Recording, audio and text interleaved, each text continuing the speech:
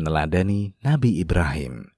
Keteguhan Ibrahim alaihissalam dalam mendakwahkan tauhid kepada ayahnya. Unsur terpenting dalam proses penyucian jiwa ialah dengan menegakkan tauhidullah, menjadikannya sebagai pilar utama sehingga mempengaruhi unsur-unsur lain dalam jiwa. Apabila tauhid seseorang baik, maka baik pula unsur lainnya.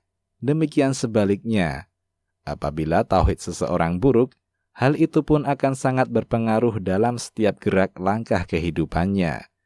Dan kita berharap semoga Allah Subhanahu wa Ta'ala selalu memberikan taufik dan petunjuknya.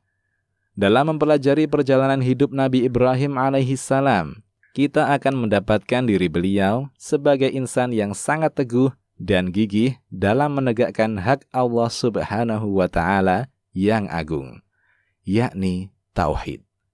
Hal ini dapat terlihat dalam beberapa momen, di antaranya, pertama, dakwah tauhid kepada ayah beliau alaihissalam dengan sabar dan penuh santun. Al-Hafidz Ibnu Katsir rahimahullah berkata, penduduk negeri Haran adalah kaum musyrikin, penyembah bintang dan berhala.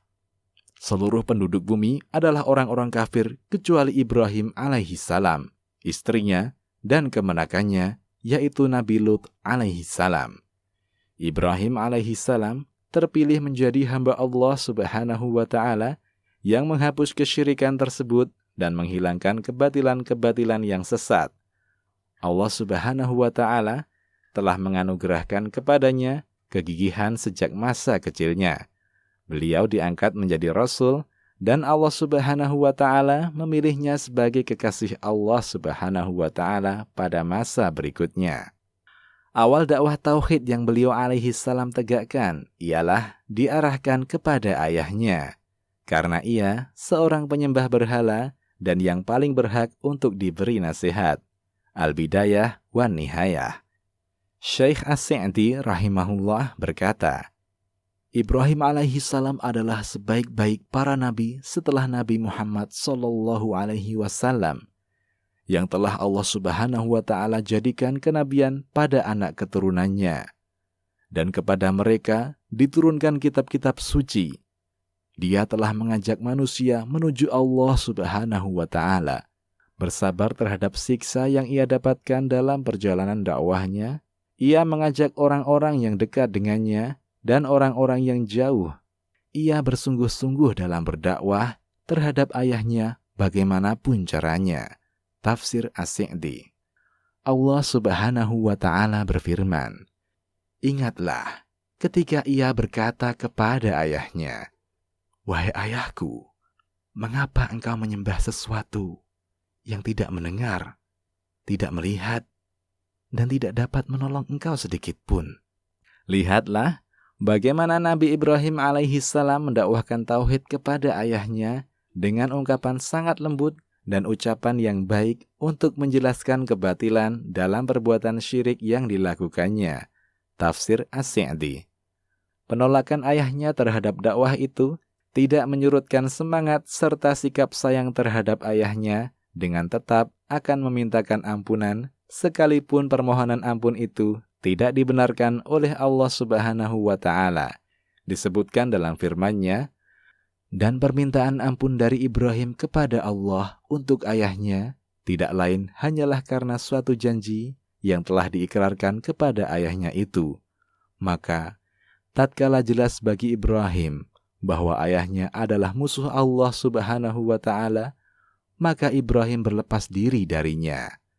Sesungguhnya Ibrahim adalah seorang yang sangat lembut hatinya lagi penyantun. Quran Surat At-Taubah ayat 114. Dalam usaha yang lain, Ibrahim berdialog dengan ayahnya. Dan ingatlah, di waktu Ibrahim berkata kepada ayahnya Azar, layakkah engkau menjadikan berhala-berhala sebagai Tuhan-Tuhan? Sesungguhnya, aku melihat engkau dan kaummu dalam kekeliruan yang nyata. Quran Surat Al-An'am ayat 74. Syekh As-Sa'di berkata, dan ingatlah terhadap kisah Ibrahim alaihissalam manakala Allah Subhanahu wa Ta'ala memuji dan memuliakannya saat ia berdakwah mengajak kepada tauhid dan melarang dari berbuat syirik. Tafsir As-Sa'di. Demikian perjuangan dakwah tauhid yang disampaikan Nabi Ibrahim alaihi salam kepada kaumnya. Allah Subhanahu wa Ta'ala menjadikannya sebagai bagian dari ayat-ayat Al-Quran yang akan selalu dibaca dan dipelajari secara seksama. Allah Subhanahu wa Ta'ala berfirman, "Dan ingatlah Ibrahim ketika ia berkata kepada kaumnya, sembahlah Allah dan bertakwalah kepadanya. Yang demikian itu lebih baik bagimu jika kamu mengetahui." Ibnu Katsir rahimahullah berkata dalam menafsirkan ayat ini, Allah Subhanahu wa Ta'ala mengkabarkan tentang hambanya, Rasul dan kekasihnya, yaitu Ibrahim alaihi salam, sang imam para hunafa, bahwa ia alaihi salam berdakwah mengajak kaumnya untuk beribadah kepada Allah Subhanahu wa Ta'ala semata dan tidak ada sekutu baginya, mengikhlaskannya dalam ketakwaan, memohon rezeki hanya kepadanya, dan mengisahkannya dalam bersyukur. Tafsir Ibnu Katsir. Keteguhan dakwah tauhid yang diperjuangkan Nabi Ibrahim alaihi salam juga termaktub dalam firman Allah Subhanahu wa Ta'ala surat Al-Anbiya ayat 51 hingga 56. Dan dalam beberapa ayat disebutkan bahwa dakwah tauhid kepada ayah dan kaumnya dilakukan secara bersamaan, seperti tersebut dalam surat Asy-Syu'ara ayat 69 dan As-Saffat ayat 84. Kedua, Nabi Ibrahim alaihi salam tegar dan tabah menghadapi ujian dan siksaan. Sikap ini tercermin dalam kisah beliau alaihi salam saat berdakwah mengajak manusia untuk bertauhid dan mengesahkan Allah Subhanahu wa Ta'ala. Namun kebanyakan menolaknya dengan penuh kenistaan. Ketabahan Nabi Ibrahim alaihi salam ini menjadi teladan bagi setiap dai dalam mengajak manusia menuju jalan yang diridhoi Allah Subhanahu wa Ta'ala. Kisah ketabahan Nabi Ibrahim alaihi salam diabadikan dalam Al-Quran melalui firman-firman-Nya. Meskipun kaumnya dengan kuatnya untuk membakar dirinya, namun Nabi Ibrahim alaihi salam tetap tabah dan menyerahkan segala perkara kepada Allah Subhanahu wa Ta'ala. Sebagaimana firman Allah Ta'ala, Ibrahim berkata, "Apakah kamu menyembah patung-patung yang kamu pahat itu? Padahal Allah lah yang menciptakan kamu, dan apa yang kamu perbuat itu."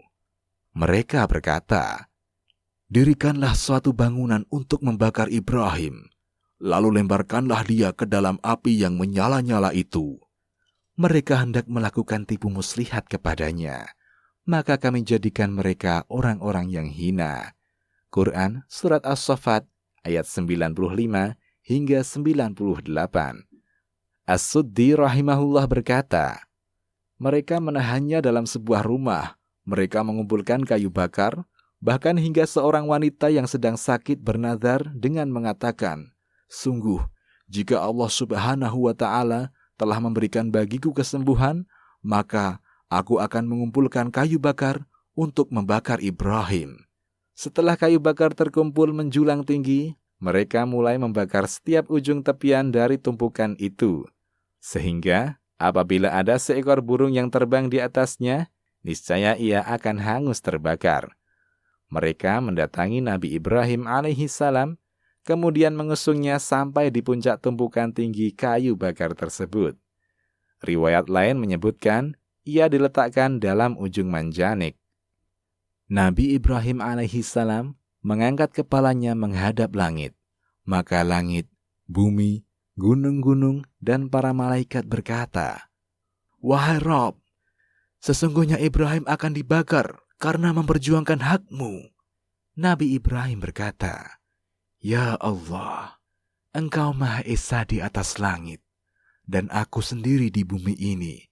Tiada seorang pun yang menyembah-Mu di atas muka bumi ini selainku.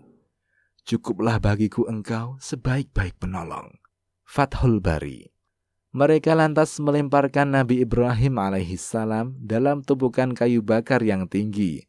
Kemudian diserukanlah oleh Allah Subhanahu wa Ta'ala, "Wahai api, jadilah dingin dan selamat bagi Ibrahim. Tafsir At-Tabari. Ibnu Abbas dan Abul Aliyah keduanya berkata, jika Allah Subhanahu wa Ta'ala tidak mengatakan dan selamat bagi Ibrahim, niscaya api itu akan membinasakan Ibrahim alaihi salam dengan dinginnya. Tafsir At-Tabari. Ketiga, yakin terhadap kebesaran Allah Azza wa Jal. Pada saat Nabi Ibrahim diletakkan di ujung manjanik, ia dalam keadaan terbelenggu dengan tangan di belakang. Kemudian kaumnya melemparkan Nabi Ibrahim alaihi salam ke dalam api. Dan ia pun berkata, cukuplah Allah Azza wa Jalla bagi kami. Dia sebaik-baik penolong. Sebagaimana diriwayatkan oleh Imam Bukhari dari sahabat Ibnu Abbas radhiyallahu anhuma, ia berkata, cukuplah Azza wa Jalla bagi kami dan dia sebaik-baik penolong. Telah diucapkan Nabi Ibrahim alaihi salam tatkala ia dilemparkan ke dalam api. Sahih Bukhari dan Fathul Bari. Demikianlah Nabi Ibrahim alaihi salam sangat yakin dengan kebesaran, pertolongan dan perlindungan Allah Azza wa Jalla. Karena beliau sedang memperjuangkan hak Allah Azza wa Jalla yang terbesar, yakni tauhid dalam beribadah kepadanya Subhanahu wa Ta'ala. Perintah Allah Subhanahu wa Ta'ala berada di atas segalanya. Pertama, kisah dalam hijrah bersama Hajar dan Ismail, Sahih Bukhari dan Fathul Bari. Ketika Ismail baru saja dilahirkan dan dalam penyusuan ibunya, Hajar, Nabi Ibrahim alaihissalam membawa keduanya menuju Baitullah pada Dauhah, yakni sebuah pohon rindang, di atas Zamzam. Saat itu tidak ada seorang pun di Mekah, dan juga tidak ada sumber air. Nabi Ibrahim alaihissalam meninggalkan jirab, yaitu kantong yang biasa dipakai untuk menyimpan makanan.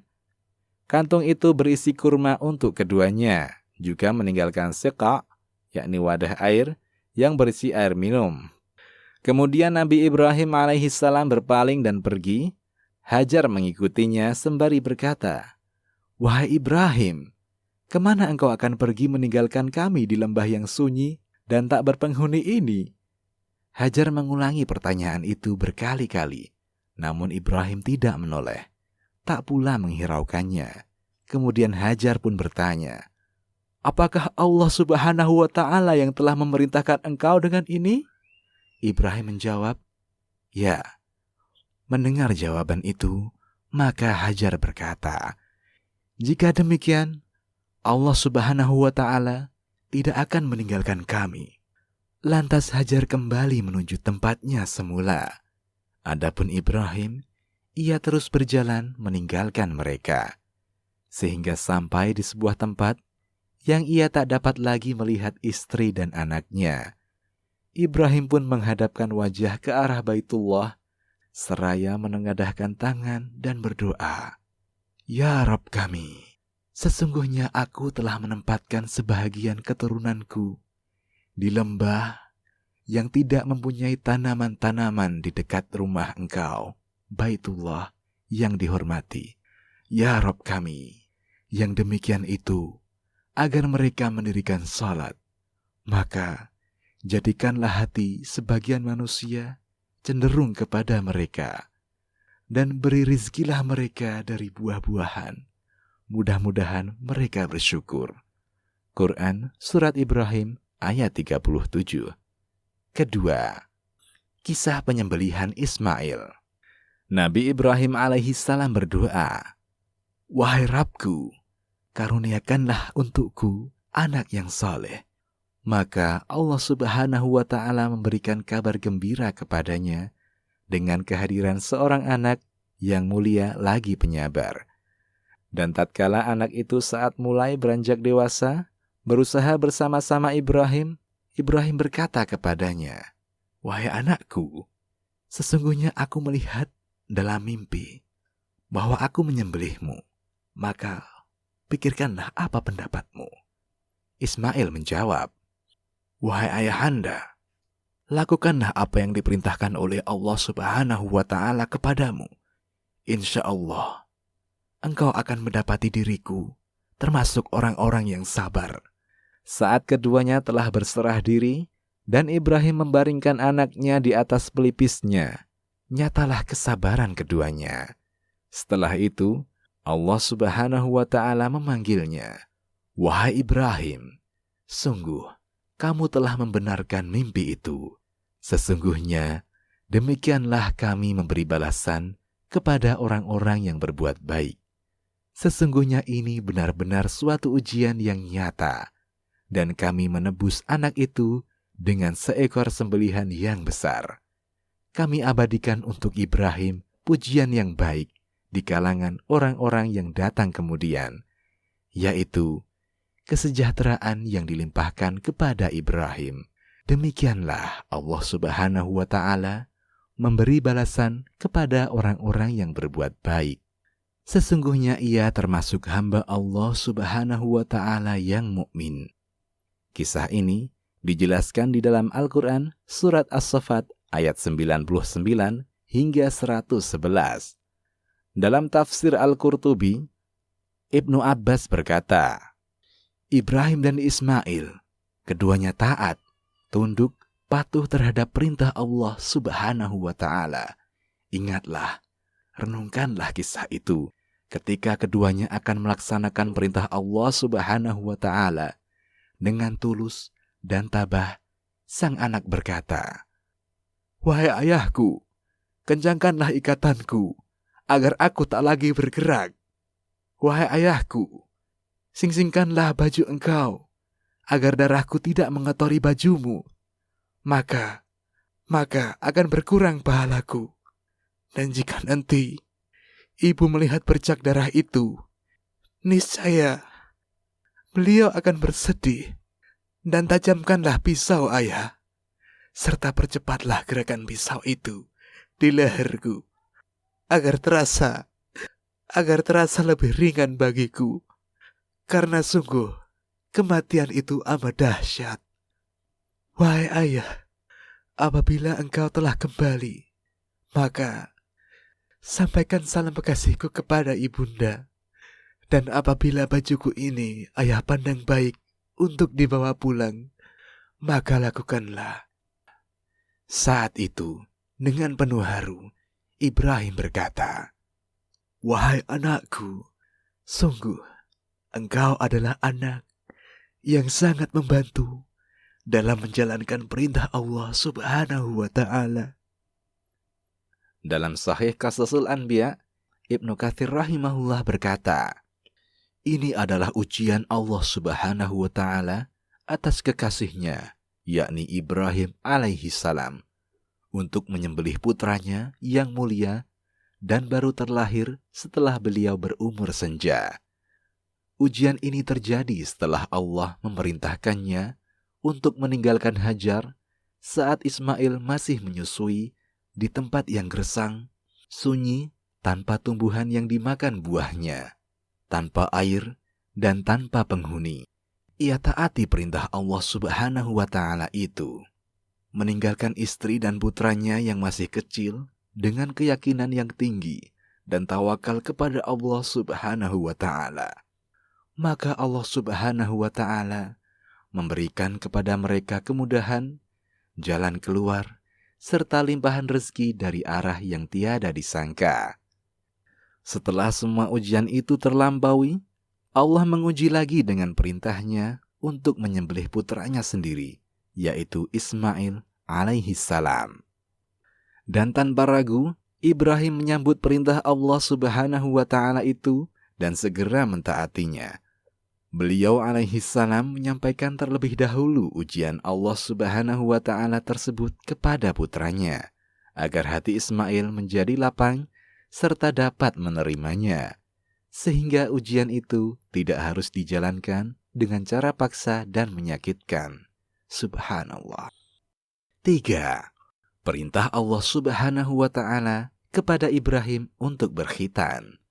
Pada saat Ibrahim alaihi salam telah mencapai umur senja, yakni 80 tahun, ia diuji oleh Allah Subhanahu wa Ta'ala dengan beberapa perintah, di antaranya agar beliau berkhitan, sebagaimana hadis Abi Hurairah radhiyallahu anhu ia berkata, Rasulullah Shallallahu Alaihi Wasallam bersabda, Ibrahim alaihi salam berkhitan di usia beliau 80 tahun. Sahih Bukhari dan Fathul Bari. Beliau alaihi salam berkhitan dengan pisau besar semisal kapak.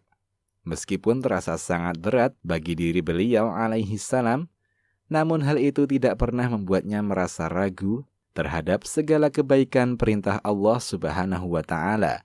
Bahkan dalam sebuah riwayat, Ali bin Rabah radhiyallahu anhu menyebutkan bahwa beliau Ibrahim alaihi salam diperintah untuk berkhitan, kemudian beliau melakukannya dengan qadum. Maka Allah Subhanahu wa Ta'ala mewahyukan, engkau terburu-buru sebelum kami tentukan alatnya. Beliau mengatakan, wahai Rabb, sungguh aku tidak suka jika harus menunda perintahmu. Sahih Bukhari dan Fathul Bari. Keempat, perintah Allah Subhanahu wa Ta'ala untuk membangun Ka'bah. Dan ingatlah ketika kami memberikan tempat kepada Ibrahim di tempat Baitullah dengan mengatakan, janganlah kamu memperserikatkan sesuatu apapun dengan aku, dan sucikanlah rumahku ini bagi orang-orang yang tawaf, dan orang-orang yang beribadah, dan orang-orang yang ruku dan sujud. Dan berserulah kepada manusia untuk mengerjakan haji. Niscaya mereka akan datang kepadamu dengan berjalan kaki dan mengendarai unta yang kurus yang datang dari segenap penjuru yang jauh. Quran Surat Al-Hajj ayat 26 hingga 27. Dalam Sahih Bukhari disebutkan bahwasanya Ibrahim alaihi salam berkata, wahai anakku, sesungguhnya Allah Subhanahu wa Ta'ala memerintahkan aku sesuatu. Ismail alaihi salam menjawab, lakukanlah perintah Allah Subhanahu wa Ta'ala kepada engkau. Ibrahim alaihi salam bertanya, apakah engkau akan membantuku? Ismail alaihi salam menjawab, ya, aku akan membantu engkau. Ibrahim alaihi salam berkata lagi, sesungguhnya Allah Subhanahu wa Ta'ala telah memerintahkan aku untuk membangun di sini sebuah rumah. Nabi Ibrahim alaihi salam mengisyaratkan tanah yang sedikit tinggi dibandingkan dengan yang ada di sekelilingnya. Saat itulah keduanya membangun pondasi-pondasi dan Ismail alaihi salam membawa kepada ayahnya batu-batu dan Ibrahim alaihi salam menyusunnya. Sehingga ketika telah mulai tinggi, ia mengambil batu dan diletakkan agar Ibrahim alaihi salam dapat naik di atasnya. Demikian dilakukan oleh keduanya. Dan mereka berkata, ya Rabb kami, terimalah dari kami amalan kami. Sesungguhnya engkaulah yang maha mendengar lagi maha mengetahui. Quran Surat Al-Baqarah ayat 127.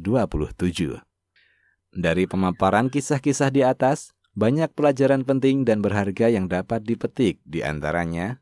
Pertama, Nabi Ibrahim alaihi salam adalah hamba Allah Subhanahu wa Ta'ala dan Rasul-Nya Subhanahu wa Ta'ala yang amat taat kepadanya Subhanahu wa Ta'ala, sehingga Allah Subhanahu wa Ta'ala menjadikannya sebagai hamba yang sangat disayangi.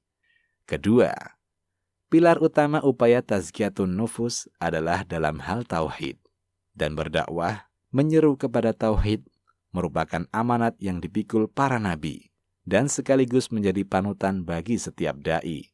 Ketiga, kesabaran dalam mendakwahkan tauhid dan ketabahannya dalam menghadapi ujian di jalan itu harus dilakukan sesuai dengan cara yang dicontohkan oleh para Rasul alaihi salam. Keempat, yakin terhadap Allah Subhanahu wa Ta'ala merupakan salah satu kunci keberhasilan dalam mengarungi kehidupan. Kelima, perintah Allah Subhanahu wa Ta'ala merupakan hal terpenting di atas segalanya. Ketulusan hati dalam melaksanakan segala perintah Allah Subhanahu wa Ta'ala adalah kebahagiaan. Maka selayaknya kita berupaya secara maksimal untuk melaksanakannya, diiringi doa, memohon taufik, serta kemudahan dari Allah Subhanahu wa Ta'ala. Keenam, segala contoh kebaikan telah ada pada diri para Rasul alaihimussalam, yang harus selalu menjadi suri tauladan bagi kita dalam setiap hal. Wallahul musta'an.